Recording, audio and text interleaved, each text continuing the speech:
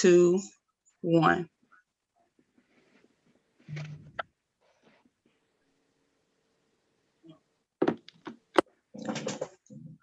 Good evening, everyone, and thanks for joining us for tonight's Generational Wealth session 1. We have Miss Sonia Wilson as our host for tonight. We're going to start out with letting our chapter president, Shy Franklin, give us a greeting. Good evening, everyone. And on this Friday evening at 6:30 p.m., it is so good to see so many faces and so many images behind the screen that we have this evening. We are here to talk about generational wealth, starting up a business, continuing a business, and making what you're trying to do work for you. So if you haven't, grab a notebook, grab something to drink, sit back in your comfortable spaces, and let's get all of the information that we are to get.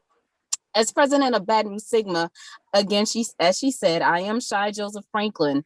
And one of the thrusts that we do have within our organization is economic development. So I want to in advance say thank you to the Economic Development Committee for putting on this particular program that we're having this evening and bringing it forth so that we can continue to grow and build the generational wealth that is to come.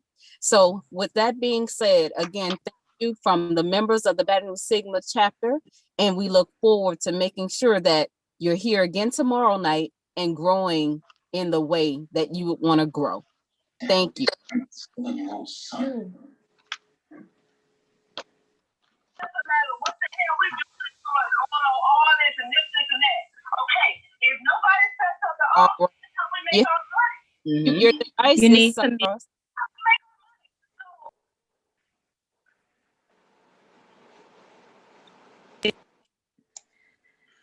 Okay, can we all make sure that we have our devices muted for the duration of this session?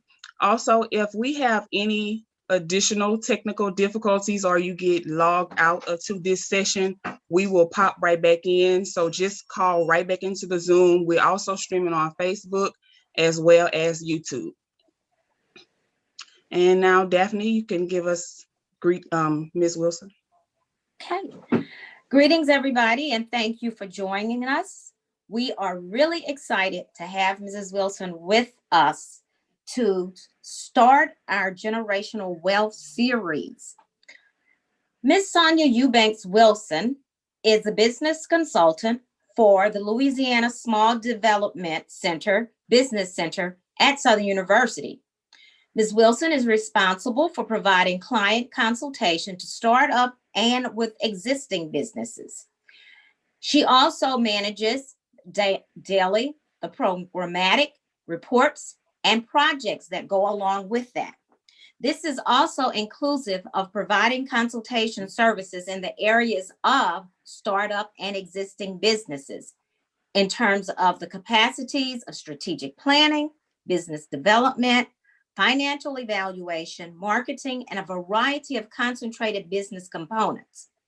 Ms. Wilson also has areas of expertise and inclusive of developing and writing a business plan, facilitation of training, program development, strategic planning, developing partnerships, and grant writing.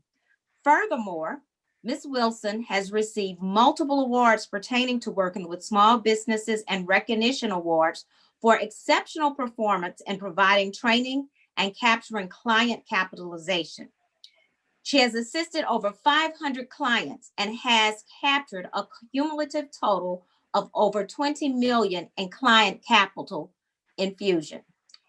In 2020, the Louisiana Small Business Development Center at Southern University received the Small Business Development Center and Excellence and Innovation Center Award, which is presented by the United States Small Business Administration. Mrs. Wilson has 20 years of experience in working with small businesses in the private and public sector. She is founder of the Wilson Training and Consultation Services, LLC, and is a successful entrepreneur. She earned her MED in Administration and Supervision at Southern University A&M College. Also a master's in social science and concentration with political science at Southern and a BA in political science from Southern University. She has a certification as a facilitator with the Edward Lowe Foundation, Peer Perspectives, and Kaufman Fast Track Program. We are excited to have her with us tonight to all the great things that she's going to share with us tonight, tomorrow, and in the future. Thank you so much, Daphne. Thank you. Good evening, everyone. As Daphne just mentioned, my name is Sonia Wilson, and I am the business consultant at Louisiana Small Business Development Center, which is housed at Southern University and A&M College in Baton Rouge, Louisiana. We are located at 616 Harding Boulevard, again, Baton Rouge, Louisiana, 70807. Our contact information to the office is area code 225-771-2891. Again, that number is area code 225-771-2891. At Louisiana Small Business Development Center, we offer a variety of training classes, and you can access some of those classes. They're updated periodically. If you log into our website, you can actually peruse and see that we have a list that expands throughout the duration of 2021. We have a very strong partnership with the Small Business Administration, which is actually one of our funding partners, as well as Louisiana Economic Development. We do provide assistance with the development of business plan writing, financial projections, which consists of 3 to 5 year projections, also training classes, as I just mentioned, and also we do provide assistance in regards to marketing for your business. We will get into the presentation. At the end of the presentation, I will address any questions or comments that you may have as it pertains to the presentation. So you can indicate those questions or remarks in the chat session. And again, I will attend to those once the presentation has ended. So we will begin in a second.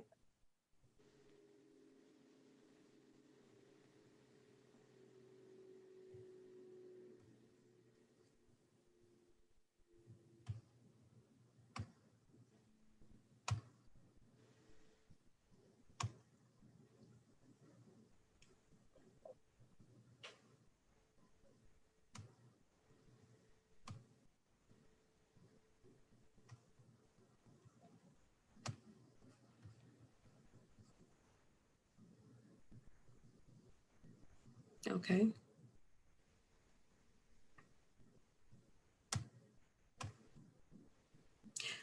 So again, this is the address to our office as well as the phone number to our office, and I will reiterate that towards the end of the presentation.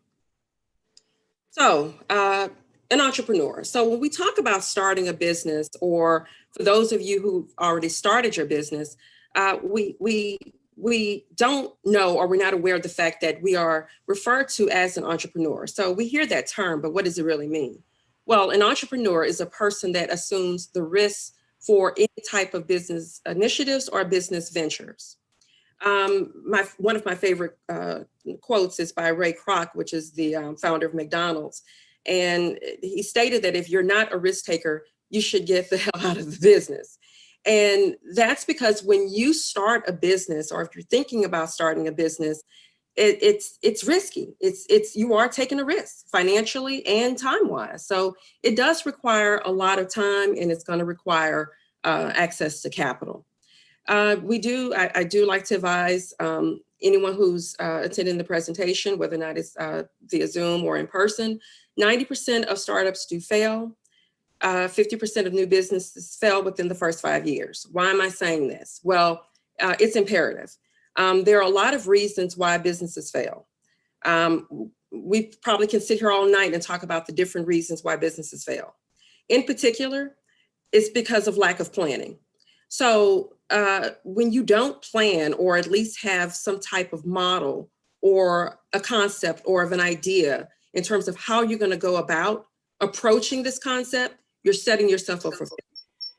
So that's why it's very important to be able to develop a well-orchestrated and well-developed plan in terms of how you're going to go about developing or starting your business.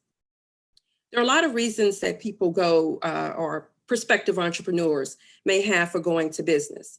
One is that they're tired of working for other people. They want to be their own boss and take control of their own life. They want the financial independence as well as the creative freedom to be able to exercise any type of concepts that they may have, but they may be hindered in terms of exercising those concepts when you're employed or working for someone else. Also, a lot of concepts or ideas are derived from hobbies or skills. So you're able to utilize those skills more efficiently and effectively if you're going to start your own business. Now, determining the right business for you, as I just mentioned, a lot of those concepts may come from hobbies or a particular strong business concept or a skill set that you may have acquired throughout the years. Any type of technical skills that you may have developed, or something that maybe your colleagues or friends may think that you're good at. Also, things to consider is, will you have the support of your family? I say that because when you start your own business, or for those who have a business already, it's very time consuming. It's very time consuming. So it helps if you have that support from your family and or very close friends. How much time do you have to run a successful business? The difference between working for someone else and having your own business is that you're rarely, almost never off. So when you own your own business, your holidays, your weekends, your after hours, tag, you're it. You're the owner, you're it. So when you're working for someone else, you know, you may go to work at 8 o'clock, the day may end at 5 p.m. or whatever your hours are, at some point, it comes to an end. When you're a business owner, it's ongoing. The cycle is ongoing. So that's the primary difference between working for someone else and basically having your own business. Now, there are a lot of startup risks associated with having your own business. You have to be prepared to persevere. You cannot be afraid to quit. When you're afraid to quit, again, you're setting yourself up for failure.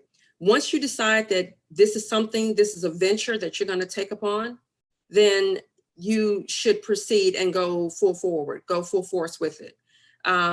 When you, have these reservations and you're halfway through it and you're not seeking the right assistance, again, you're setting yourself up for failure. So there are risks associated with it, but to decrease or minimize the percentage of those risks, you plan ahead. You gain expertise and experience in that particular industry. You research what's going on in that industry.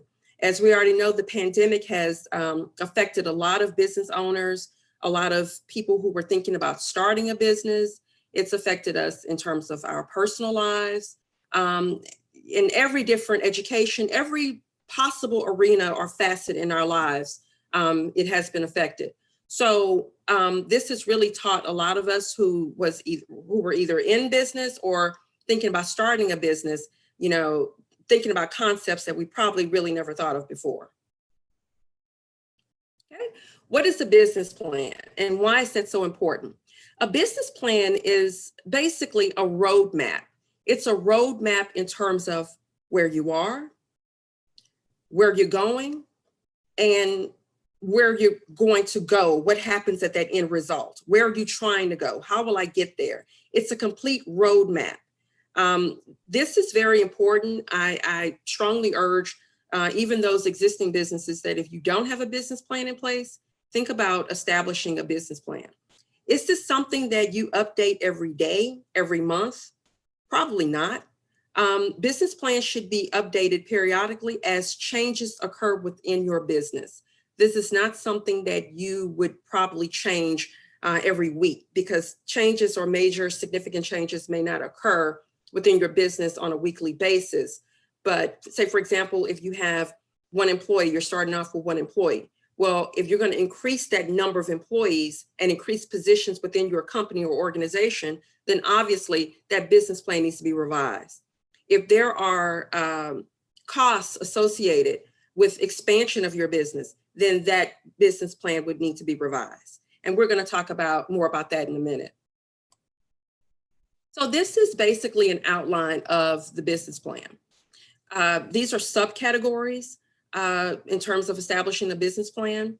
And for those of you who are interested in, and I don't know if I'm trying not to go too fast, but for those of you who are interested in developing a business plan, I will reiterate my contact information as well at the end. So, you don't have to worry about really trying to write down every word that's being said. In terms of the business plan outline, the subcategories are title page, table of contents, the executive summary, the general company description, the products and services plan, a technical description of the product, your marketing plan, your management plan, your operational and facility plan, your financial plan, and the appendix. And I'll expound more on these subcategories in a second. Now, the executive summary. This is probably the most significant piece of the business plan because it captivates the interest of the reader. It's designed to entice the reader to basically want to read more of the business plan. It's supposed to attract attention and interest in terms of who's reading it. Now, in this section, the company description should be expounded upon in terms of what is your company? What is it about? What products and services are being offered? If there's a marketing plan, what does that consist of? How do you plan on gaining traction or attention to your business? What plan do you have developed in terms of gravitating potential clients or customers to your business? That management plan, what does that consist of? What job titles and or responsibilities are needed to efficiently run your business? Financial plan, you should definitely have a financial plan.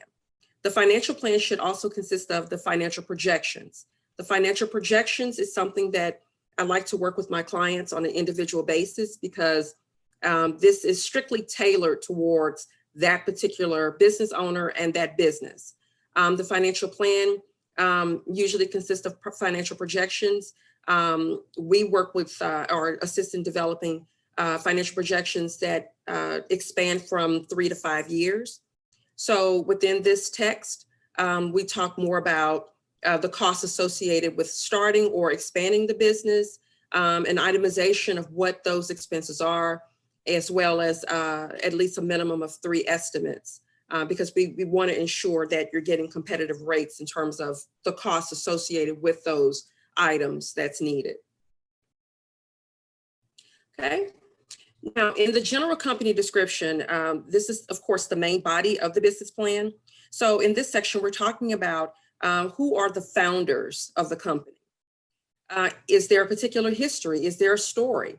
If you are starting a restaurant or a food truck or any type of entity in terms of the food industry.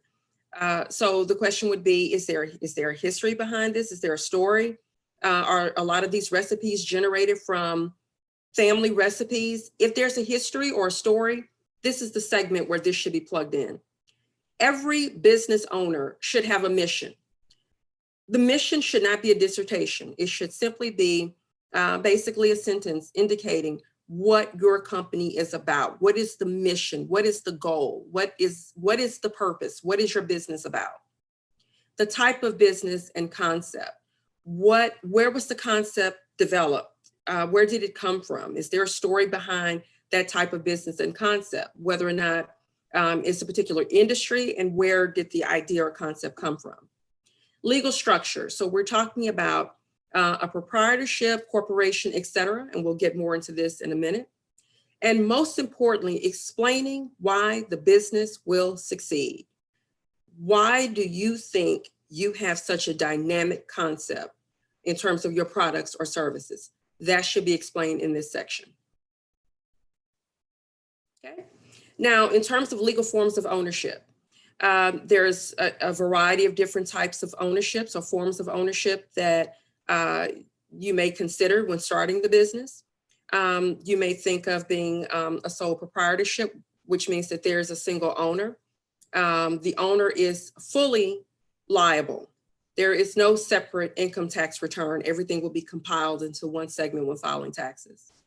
A partnership, of course, both owners are liable, and a partnership, of course, consists of more than one person.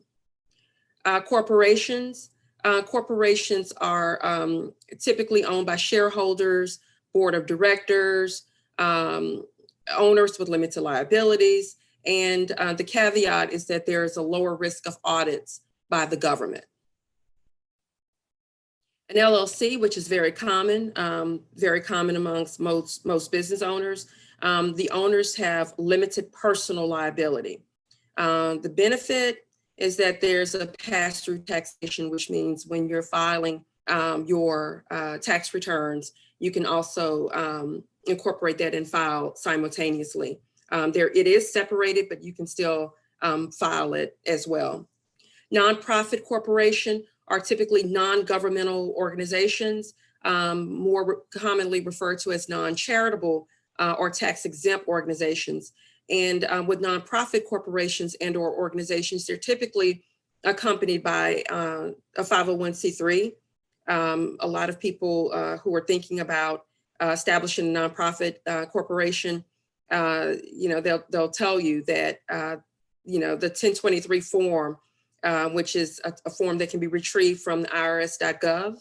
That 1023 form is basically a form that you would submit to the IRS, which basically you're requesting a tax exempt status as a nonprofit.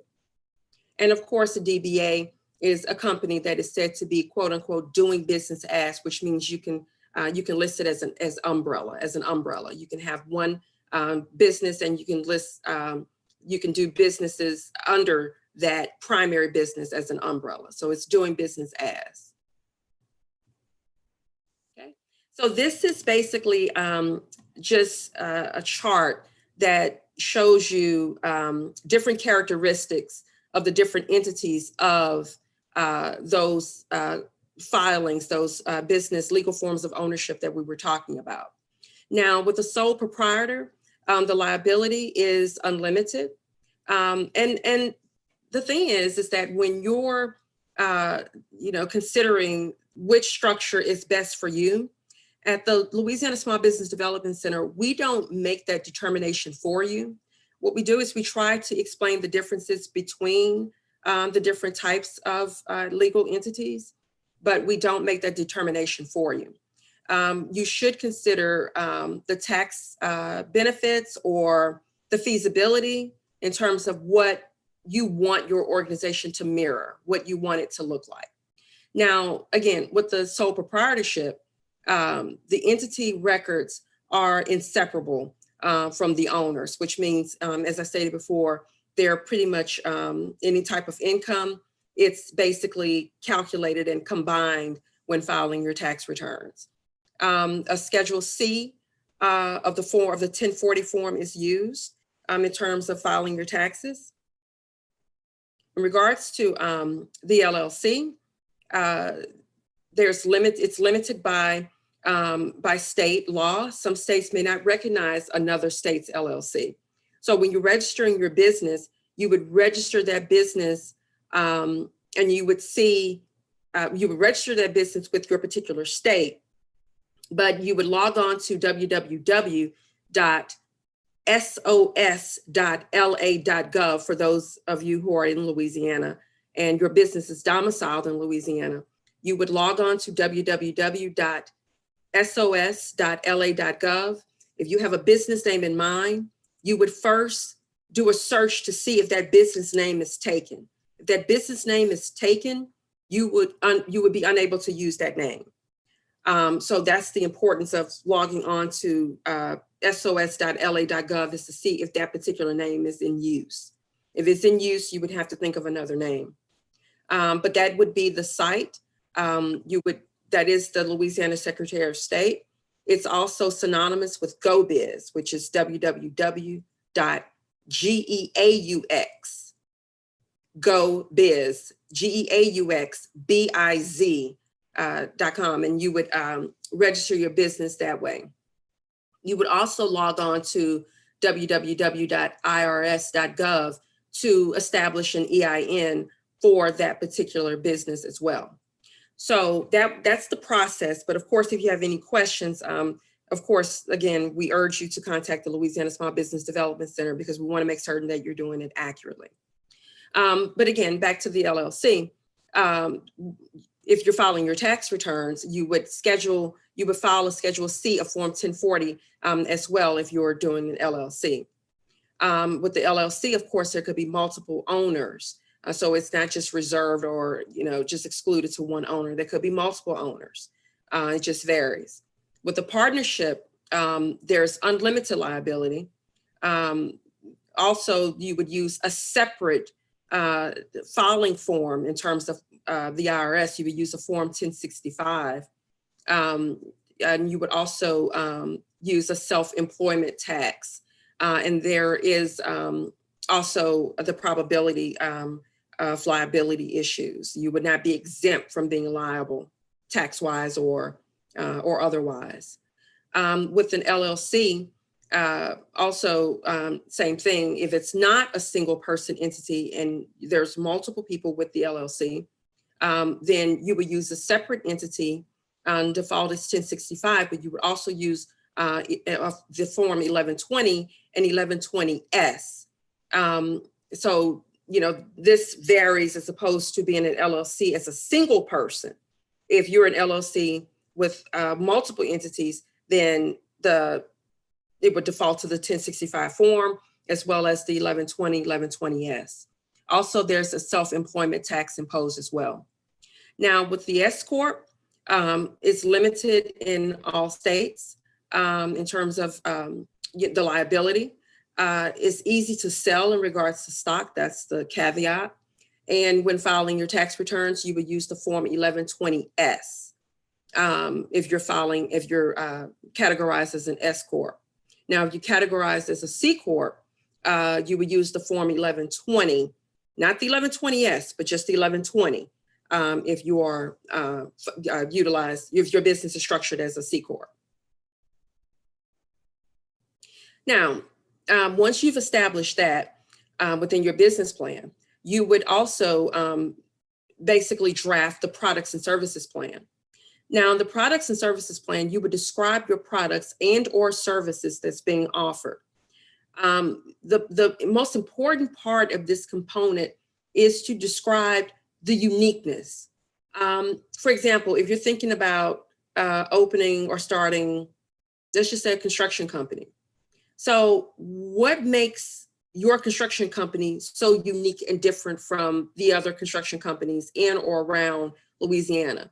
What makes you unique? What separates you? What differentiates you from another company or entity that looks like you? And when I say looks like you, I'm saying that's offering the same or similar products or services. So I would really expound upon the uniqueness because that is the niche, that is the selling point. If there's any intellectual property, whether or not it's patents, trademarks, that should be indicated in this section as well. If there's a product life cycle, if there's stages of a product life cycle, that should be listed in this section as well. And again, what is your main selling point? So that is obviously something that has to separate you from, again, a business that looks like you in terms of offering the same or similar products or services. Your marketing plan. What's included in the marketing plan? Well, in a marketing plan, it's important to discuss who are your potential customers. If you're a business owner or you're thinking about starting a business, it's imperative that you know who are your customers. What do they look like? Describing your target market. And you can use a segmentation criteria, which consists of maybe doing research in terms of whether or not you're going to target a particular consumer market, whether or not it's a particular age group, if there's a certain gender that you're targeting, a certain level of education that you're targeting, occupation. Is there a certain level of income that you're targeting? That is involved or included in terms of your research. You would find that out in terms of your research, but it depends on who you're targeting. Now, the business market would be the type of business. What is the industry? What is the size of the industry? The North American Industry Classification System, which is the NAICS code. You may be in a particular industry, and you may have several codes that may fall into that particular business, that particular industry. We can help you in terms of finding out what that NAICS code would look like. Also, the buying motives. So it's important to know what those spending patterns, what is the trend? What are the spending patterns of your potential customers? It's important to know that, especially more so now than ever, because the spending patterns have shifted regardless of the market. They have somewhat shifted due to the pandemic. A lot of people have been laid off or let go because of slow or no work. So it's important to know, what does that trend look like in terms of your market or your industry? So what is the target market? The target market is basically defined by people or businesses who are interested in your product, who can afford to pay for your products or service, who's willing to pay for your product or services. Conducting marketing research is, again, and I mentioned this earlier, is very important, because you have to be able to be proficient and to know everything there is to know about your industry and market. You should be the authority on your industry and your market. How am I able to determine that? Again, our center is designed to assist you with developing or basically obtaining that information in terms of research. Sometimes you can just do a Google search on your market, on your target market, your industry. You can look at where your customers are located, whether or not we're talking about region, whether or not we're talking about, particular area per se. That's how you can go about determining that. Demographics, again, and I mentioned this earlier, what are the characteristics of your customers? Whether or not we're talking about gender, educational level, income, whether or not you're targeting marital status, etc. You should know and narrow down these demographics. Now, the sources of business research, in terms of the business plan, there are a lot of sites that you can obtain business plans from. www.bplans.com. If you're utilizing this particular reference, you can obtain a business plan for free. If you click on at the bottom of it, it may invite you to pay for it, but you'd have to navigate around it, and it's free to obtain a business plan if you just try to navigate around it. But there are a lot of different sources where you can obtain a business plan from. Again, we can assist you with providing a sample business plan template. It's in a Word document, which means all you have to do is plug in. Everything is already drafted, table of contents, everything is already drafted. You just simply have to plug in your information as it pertains to your business and or industry. You can also access the census of retail and service trade. That's why it was so important for us to complete that information in regards to when the census was basically asking you to complete the forms that were either sent by mail or electronically. A lot of us didn't fill it out, but this helps us, obtain that information that we're looking for. So it's really important to fill that information out whenever the Census Bureau asks you to complete data or to get your information. Also, Encyclopedia of Associations, lifestyle market analysts, financial studies of small businesses. There's a lot of research that's out there. So by all means, please try to get your hands on as much research as you can. Promotion. So the objective of promotion is to inform, persuade, and remind your target customers about the company and its marketing mix. That's the importance of promotion. There are different forms or types of promotion. There's the personal selling, which is the old school, as we call it, word of mouth, which still is very, very impactful, travels very, very fast. Advertising, This has been around for quite some time as well. There's the radio and of course via television, sales and promotion. That's also important as well. Social media has taken promotion by storm. If you are a business owner or a potential business owner, I urge you to at least have at least a minimum of one form of social media, because a lot of people, almost everyone's on social media. So this is a good way to gain traction for your business. Now, websites, 50% of small businesses do not, or greater, 50% or greater of small businesses do not have websites. Most of the time when you run into people, they'll ask you, you start talking and they'll tell you, I'm a business owner. I'm the owner of such and such and such. They'll say, oh, you have a business card? Oh, you have a website? So, it's important to kind of consider some of these components as well. Now, across the United States, at least 88% of businesses are using social media in some capacity or another for their marketing purposes. Okay. Also, in regards to social media, we're still talking about forms of promotion. There's also social networks, there's social games, blogs, microblogging, photo and video sharing. Podcasting is still widely used, especially on Facebook. I think apps is the most significant that's being used right now. In regards to apps, a lot of business owners, a lot of companies are using apps. I know I'm always, surfing to see, okay, so does this company have an app? A lot of people are attracted to apps. Through apps, there's different promotions. If you think about McDonald's, there's an app for McDonald's. They're buying their products at wholesale price, and they may tell you, okay, well, Friday is maybe $1 medium Friday with the purchase of, something else. So they're offering promotion as a means of attracting an audience or attracting potential customers or returning customers to their business. Now, the price guidelines. How do you determine how much to charge for your products and services? There's nothing wrong with finding out who are your competitors. Who are your competitors? Where are they located? How much are they charging for their products and services? It's really important to find this information out, because what will happen if you have no idea what your competitors are charging? You may be overcharging, which can result in you losing existing or returning customers or losing potential customers.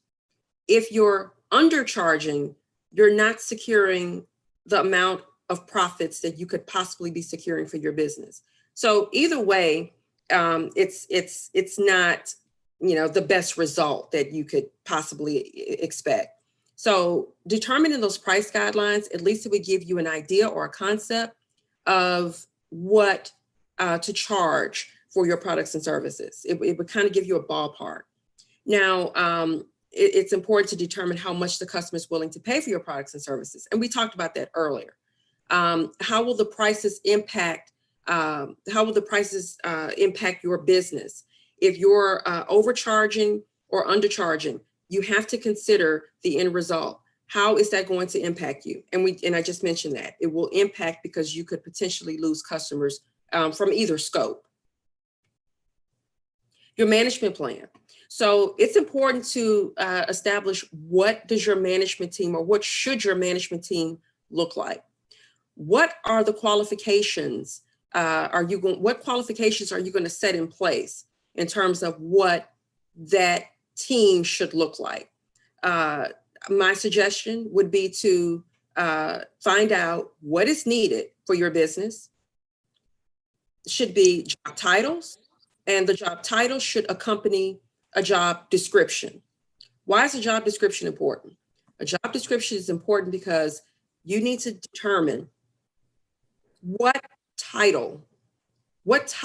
roles are going to be responsible for different capacities of your business. Also, when you begin to hire these individuals in these particular roles, there is no misunderstanding about what the expectations may be for those potential people that you may consider hiring. For example, sometimes when a lot of business owners are faced with the dilemma of, hiring people they know or hiring family members. There's nothing necessarily wrong with it, but the most important thing is, do they have the skill set in terms of what you're looking for? Are they moldable? Is that person exactly what you're looking for in terms of filling that particular position or role? So you should detail and lay that foundation out in terms of what that should look like in terms of that role and the job description. Now, who will be on your management team? That should be included in this segment as well in terms of whether or not it's going to be a managerial, that person's going to fall into the managerial component, or they're going to fall into, you're going to have it listed in tiers in terms of employees, management, et cetera. It's up to you. It just depends on what you're looking for or what's needed for your business. Also, submitting a personal financial statement for each each owner with 20% or more vested interest in the business. That should be included in the management plan as well. Now, this is a sample organizational chart. Should your organizational chart look like this? No, it shouldn't. This is just an example. Your organizational chart should mirror what your business is tailored to look like. You may not have a president of your business.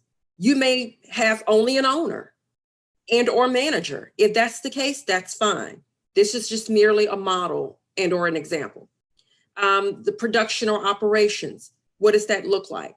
Marketing, what does that look like? Finance, what does that look like? These are just examples. So these are basically tiers in terms of where each job or role will fall in terms of your chart. Operational and facility plan. What steps are required to manufacture or produce your products or services? So if there are steps involved, it should be indicated in this section. So if you're securing your products and services from a particular company and they're housed or located in another area in Louisiana, another region within the United States, that should be listed in this section as well. How will you acquire your inventory? What is the name, address, and phone numbers of your suppliers? How will you acquire the materials and supplies? Will you go pick them up? Will they be delivered? What is the turnaround time in terms of how long it will take your products to be delivered to you? That should be included in this section as well. If you are obtaining your products from another state, will it take them 5 hours to get here? Do you normally place an order the second Friday of every month? What does that look like? It should be listed in this section. Now, should you only have a primary and secondary supplier? Absolutely not. You should never rely on one source, especially living in Louisiana. We've learned that. We've learned that because we've had more hurricanes than we care to think of. A lot of businesses were not operational during disasters, and even in case scenarios where there were no disasters, because suppliers couldn't get to them for whatever reason, whether or not it was due to climate, whether any other unforeseen circumstance. You should always have a plan B.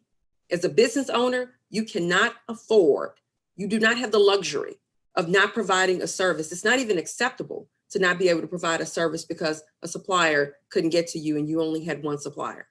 You should have multiple streams of where to obtain those products from. Your business should never fold or suffer because you are waiting on product. That's not acceptable for a business owner, because what's going to happen is your customers are going to go to your competitors. You don't want that. The financial plan. So this section should project the level of sales and costs associated with your new or existing business. So we're going to talk about that in a second. Okay. Now, these are examples in terms of budgeting your startup costs. These are just some examples. Some may apply, some may not apply. You may have equipment of your vehicle, equipment and the vehicle. If this is not the case, maybe you don't have a company vehicle, that's fine. You should have insurance. I urge you to have insurance. You should not be doing business unless you have business insurance. Now, how do I go about getting business insurance? Every insurance company does not offer business insurance. So you would have to get quotes. Again, as I stated early in the presentation, you should at least obtain a bare minimum of 3 insurance estimates. If you are a home-based business or you have a separate brick and mortar, whether or not it's a commercial a building, you should always include flood insurance. That is so important. A lot of businesses suffered because they experienced, flood. Their physical site was flooded and they did not have flood insurance. What happened? Insurance companies didn't pay. So that's really important to have, both general liability and flood insurance. If there's any leasehold improvements, if there are any, that should be included in this as well. Licenses and fees. When we talked about earlier, when we talked about registering your business with the Louisiana Secretary of State, depending on which legal structure you're going to register the business, there is a cost associated with that. There is no cost, however, to register your business with the IRS.gov, but there are different licenses and fees associated and deposits associated with starting your business or even expanding your business. So that should be listed in this segment as well. If there's any working capital, that should be listed as well. If you have any working capital that you would like to disclose, or any other startup costs associated with starting or expanding your business. And you see here that you would calculate, tally up those costs, and that would be your total use of funds. Other sources of funds would be cash or equity injection. Cash, of course, is any type of access you have, whether or not it's savings, checking account, whether or not it's any, on-hand cash. Equity injection would be, any equity is something that you've already paid into. It's something that for example, if there's property and you paid a significant amount in terms of you owning the property, you paid into it a significant amount if you've acquired equity as a result. That would be also considered equity injection, which means that's equity that could be basically injected into the business. And if there's a loan amount, if you are seeking a loan, that will be included in the sources of funds as well. And of course, you have your total. Okay, so we get this question a lot. A lot of business owners and existing business owners ask us, you have any grants?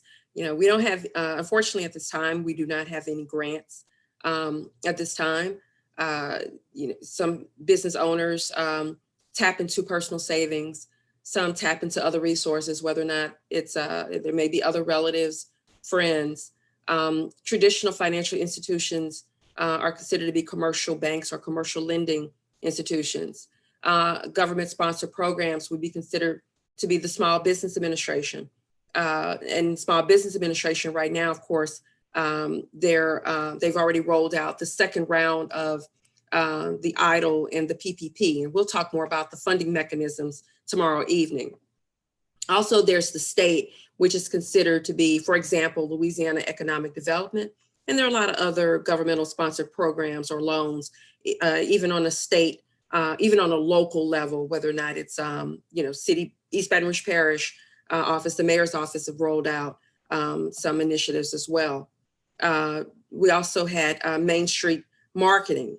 Main Street Market had a grant that ended September 29th of 2020 of last year for business owners that were affected and lost business and or revenue as a result of the pandemic. So that's another example that was rolled out by the Secretary of State of Louisiana was responsible for rolling out that initiative. So there's a lot of different moving parts that's going on right now for business owners that were affected by the pandemic primarily. But there's still a lot of other things that's going on right now. It's just a matter of tapping into it. Of course, there are credit cards. I urge you to be very careful when utilizing credit cards because sometimes we don't pay attention to the percentage rate of credit cards. So, maybe a credit card that you have hidden somewhere in your closet that you save for that rainy day or for that emergency, and you're starting your business. So you go, you know what? I don't need to, I don't need to get a loan. I can use this credit card. But you've had it for so long, you forgot the terms and conditions of the credit card. So you start using it and you're like, yeah, I got the supplies. I got what I need. Yeah, got that laptop I needed. Yeah, got that printer. And then you get the bill and you're like, 19%, 22%.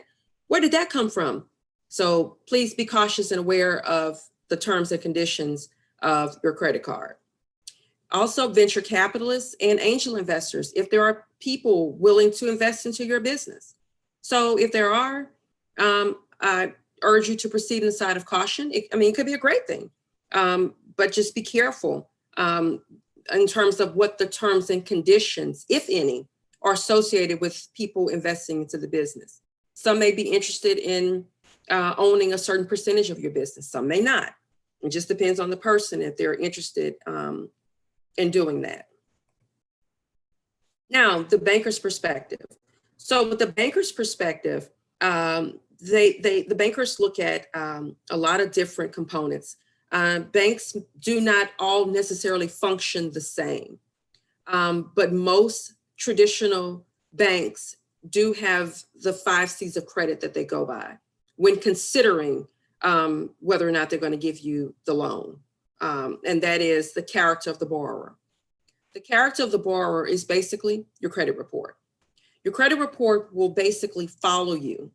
That's why it's important to know what's on your credit report. How do I access a copy of my credit report? Well, there's Experian, there's TransUnion, and there's Equifax. You're allowed 1 complimentary copy of your credit report from each of those institutions that I just mentioned. Also, you can access Credit Karma. If you access Credit Karma, you can check your credit report periodically, and it will not result in your credit score dropping or decreasing as a result of you checking it. So that is something that lending institutions will look at, is your credit report. Also, if there's any capital invested in the venture by the borrower, which means a bank will not finance you at 100%. They do want to know that you have, quote unquote, some skin in the game, is what they commonly refer to it as. So they want to see that you are investing in your business as well. They want to know that you're willing to take that risk. Also, what is the capacity of the borrower to repay the loan? They want to know if you have the ability to pay the loan back. If there's any collateral to secure the loan. What is collateral? Collateral is considered to be something, whether or not it's property that you outright own. You are not paying on it. You are not paying rent. You're not paying a mortgage. You're not paying a lease. You outright own this particular piece of property. That can be considered as collateral. Now, how will I know how much I have? How will I know I own this piece of property? How do I know what it's worth? Well, an appraisal will have to be conducted to determine the value of that particular piece of property that's being utilized as collateral. Also, the conditions of the industry and the economy plays a very integral role in terms of whether or not a bank will consider you to be a good candidate to get that loan. They're going to look at the industry, what's going on, has the industry shifted or changed? How will that impact, again, your ability to repay the loan back?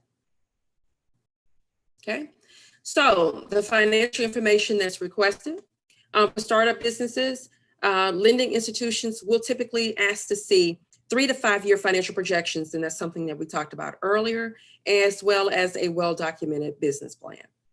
Now, they would want to see a personal financial statement of any owner of the business for that particular business who has at least 20% or more ownership of the business. For existing businesses, they will want to see historical financial statements, typically income statement, cash flow statement, and or balance sheets for the past 3 years. Tax returns are very significant to present as well. They're going to ask to see that.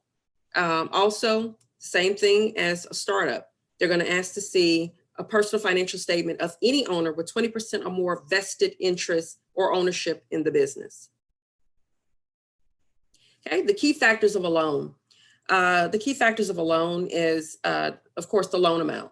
Only borrow what you need. Now, your business plan, a well-written, documented business plan will help to determine how much money is needed to ask in terms of borrowing or securing a loan. If you walk into a bank and you say, I need to borrow $50,000. So the question is, how do you know you need to borrow $50,000? Where are you getting that number from? Well, of course, you would resort back to the business plan. And it's going to tell you, okay, based on my research, based on my financial projections, based on my research for the industry, I have determined, based on my costs and my costs and items associated with either starting or expanding the business, it has been determined. Here's the information. Here's the research. It is determined that I need to borrow X amount of dollars. So again, only borrow what you need, which should be clearly determined by the business plan, or whatever costs are associated, which should be included in that concept as well. Interest rate, knowing the difference between a fixed or variable rate. In regards of securing a loan, you may have a fixed rate. A fixed rate means whatever that percentage is set at, it does not fluctuate. It will not change. A variable rate means it will change, it will fluctuate. So please be very clear in terms of those terms and conditions. Maturity date, of course, is the length or the term of the loan, whether or not it's 24 months, 36, 48 months. What is the maturity date? What is the length of the loan? So the 5 questions to test whether or not the borrower is ready is, how much do you need to borrow? Your business plan will help to determine that. What will you do with the loan proceeds? Your business plan should help you to determine that. When will you pay back the loan? The bank will tell you that, because it's going to be listed in your documentation in terms of your loan document. How will you pay back the loan? The business plan should be able to help to determine how you're going to generate that cash flow. Your financial projections will also indicate all of the products and services that are being offered, how much you're going to charge for your products and services, what is the anticipated volume in terms of your clients and our customers. So that's going to help to determine what the projected profits will be. Now, what if something goes wrong? You should always have a contingency plan. What is a contingency plan? It's simply a backup. It's a backup in case of the what if. What if it floods? How will I still remain operational? That should be listed in your business plan. Your backup methods, your backup suppliers should be listed.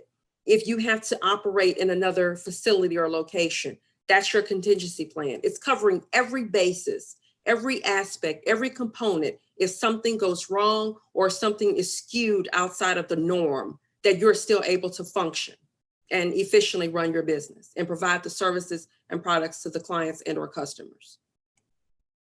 Now, in review, how to start a small business. Developing a well thought out, well-written business plan. Determining the business structure, whether or not it's going to be a sole proprietorship, partnership, corporation, LLC, nonprofit, whatever the case may be. You as a prospective business owner should make the determination. Registering your business with the Louisiana Secretary of State. You can do it through www.gobiz.com. Obtaining an EIN. I mentioned that earlier as well. So all of this is in review of what was previously stated. You would log on to www.irs.gov. Also registering with various state entities. You should contact the Louisiana Secretary of State. Of course, that is through gobiz.com, but also you can contact them. You don't necessarily have to call, but you can also visit their website, which again is www.sos.la.gov if you're in Louisiana. Also contacting the Department of Revenue in terms of acquiring additional information regarding taxation for the number of employees or for yourself if you plan on starting the business or expanding the business. Also contacting Louisiana Workforce Commission. Attaining specific licenses. The licenses would vary depending on the industry. For example, if you're thinking about opening a food truck or a restaurant, you would need a ServSafe certification. If I was going to start a construction company, I would not need a ServSafe certification. I would need a contractor's license. So those certifications and licenses are contingent upon the particular industry that you're going into. Also, registering with the city for your occupational license. That when we say city, of course, in Louisiana, we have parishes. So you have to contact your city parish to determine how much the occupational license would cost. It will vary depending on which parish you're in. Also, satisfying any type of tax requirements. The Louisiana Department of Revenue would be able to assist with that. And of course, satisfying the insurance requirements. And we talked about that, or I talked about that earlier when I mentioned that you should have general liability, flood insurance, property insurance, and it's important to consider business interruption insurance, which means if your business has to have an interruption or a temporary pause from providing a product or service, that you have insurance to cover some of those expenses or costs, and also workers' compensation. Okay, again, certifications will vary depending on the particular industry of your business. And again, some other resources that LSBDC offers. We offer assistance in terms of developing a well thought out business plan. We assist with preparing financial projections, analyzing your financial statements, identifying sources of financing for your business, and assisting with preparing your loan package, training classes, and a variety of much more. Okay, how to contact the LSBDC. Again, the phone number at our location is area code 225-771-2891. Again, that number is area code 225-771-2891. And this is our website. You can feel free to visit that at your leisure, which is www.lsbdc.org.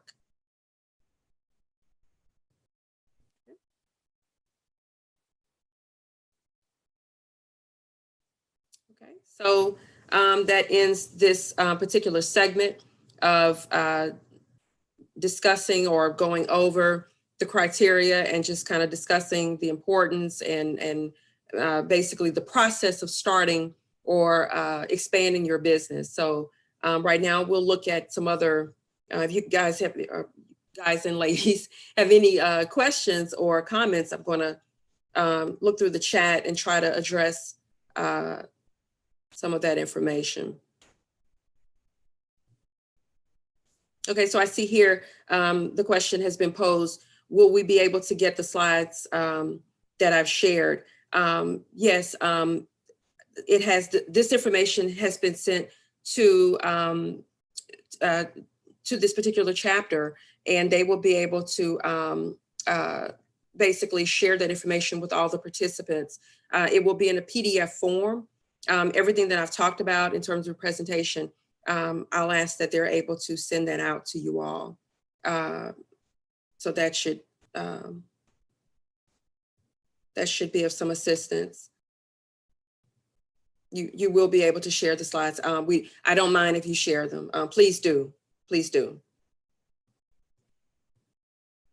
Okay, any other questions? Baton Rouge Sigma Alumni Chapter has already taken the liberty, and thank you for listing those websites that I talked about. www.sos.la.gov is the Louisiana Secretary of State, which is also, synonymous with GoBiz.com.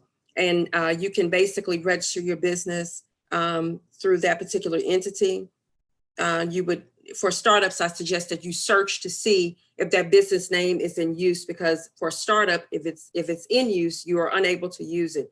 You can only use a business name if it's not in use. And you can do a search and see the businesses that are listed. And of course, you can obtain an EIN through the IRS.gov. There is no charge to obtain an EIN from the IRS.gov.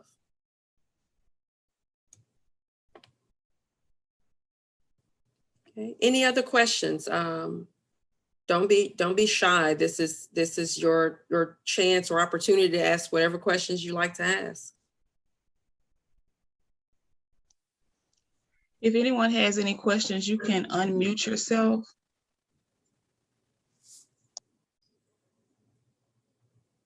Someone asked, is there a firm that can help with the LLC? Again, the Louisiana Small Business Development Center can assist you with establishing your LLC. So the process that we have is that you would contact our office, and you would basically state that you need assistance with starting your business or expanding your existing business. It's just whatever your initiative or your goal is at that time. And what we'll do, we'll ask you, the first question is, have you attended the Starting and Financing a Small Business session? The answer to that is yes, because this is basically all of the pertinent information that would be discussed in starting and expanding your business. So when you call our office and they ask you that question, the answer is yes. So you don't need to attend another startup session. You technically have attended that session by attending this Zoom platform. So what will happen after that is that our office will email you a 641 form. The 641 form allows us to provide consultation services to you. At the LSBDC, we do not charge for our service. So we would be able to assist you in basically starting that LLC and assist you in terms of developing the business plan. Ms. Wilson. Yes, ma'am. There's a question on Facebook. So you're saying, and I think you just answered it, you all can help someone write their plan or assist them in making sure they have all the various elements of their plan? Yes, ma'am. We don't write it for you, because the thing is that when you're talking, if your end game is to obtain a loan or a line of credit from a bank, if they're going to ask you questions, they're going to actually read the business plan. So what we do is we help you develop it. We make certain that all of the components are completed. The draft is legible, it's acceptable. Everything is self-explanatory. You've sufficiently answered every component. We do help you with the financial projections. We make certain that you have every component that is completed and well thought out. So when you do have that dialogue with the lender, everything is in place. Because if we write it for you, we're not gonna talk to the lending institutions. The business owner or the prospective business owner will talk to that lender. And if I write it and you don't understand what I wrote, they're going to say, well, you're not prepared. You don't know your business. So it's imperative that you, as a business owner, every moving part about that business. So yes, we do assist you with developing the business plan as well as the financial projection. All right. Thank you so much. Claudia Fisher had her hand up. Claudia, do you have a question? If so, you can unmute yourself.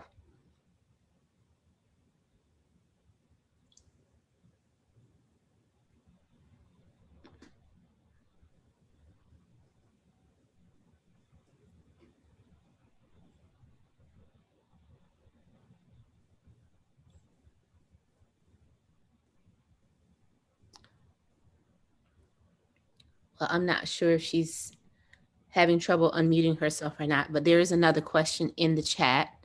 It says, can you explain the DBA a little more or give an example of it? Okay, sure. So a DBA is basically doing business as. So for example, if you have, let's just say that you have a construction company, and the construction company is Wilson Construction Company. So if the name of the company is Wilson Construction Company, it's already established, it's registered with the Louisiana Secretary of State, I have an EIN, everything is in order. I have my contractor's license, I have an occupational license, I have insurance, I have everything that is legally required to efficiently and effectively run that business from a legal perspective and an operational perspective. So let's just say that I want to open or start a t-shirt company, but I don't want to get another LLC. I can do an umbrella and place that business or that entity under the structure of Wilson Construction Company. You can do business as, which means you're listing as an umbrella. You can categorize it under another business. Okay, thank you so much. There is another question. It says, can the small business plan template be found on the small business website? No, and that's what I stated earlier, that we would, once you actually, start speaking with an actual consultant, a sample business plan template can be emailed to you all, and Okay. it'll be in a Word document. So basically you can just plug it in, or you can access, www.bplans, www.b as in boy, bplans.com. You can log on to that website, for example, and there is no cost to obtain a business plan from B Plans. But at the bottom, as I mentioned earlier, at the bottom, make certain that you don't click on to pay for it, because that is a service that is at no charge. But if you click on the wrong thing, you may end up paying for something that you don't have to pay for. But because it's complimentary, but sometimes they may have pop-ups, so Okay. so just be careful. But if we do have access to sample business plan templates, and we always send those to our clients. Matter of fact, that's a part of the consultation, is that I send all of my clients a sample business plan template, as well as the other consultants at Louisiana Small Business Development Center. We actually give you a template. So it sounds like if people need a sample template, they should contact you all so that they can work with you all to help develop the template and write out the template, as you said, because the individual needs to be the one to actually write out the business plan so that they know it backwards and forwards. Absolutely. We have another question. It says, I am new to the real estate investor field. I have been hearing that I need to put properties under an LLC to protect myself. Well, that's a statement. So I'm not sure if that person wanted some information about LLC or not, but yeah. Well, I'll just kind of expound on that, just to kind of just elaborate a little bit. I'm not sure what this particular case scenario looks like for this particular person. For Miss it just says Tanitra, it looks like. Tanitra. Okay, Miss Tanitra, I'm not exactly certain what the situation looks like, but if you're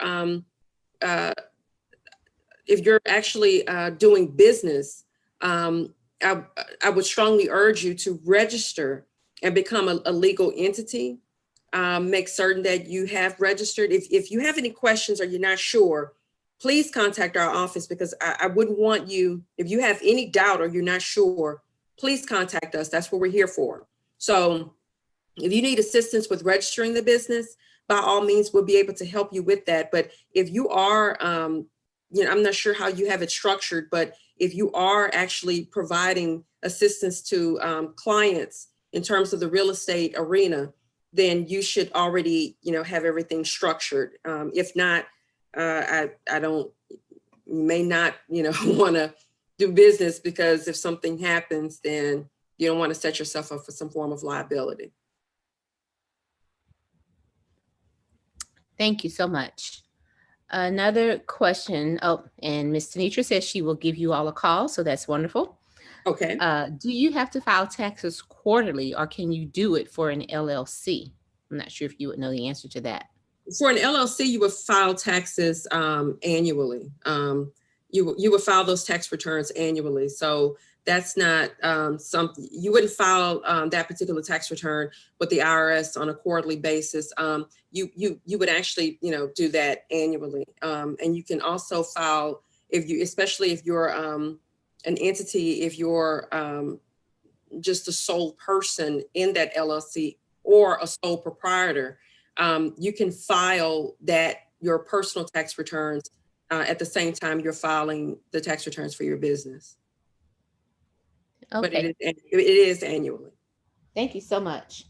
Okay, you're Right welcome. now, I don't see any other questions in the chat. I'm going to go and look at our Facebook comments.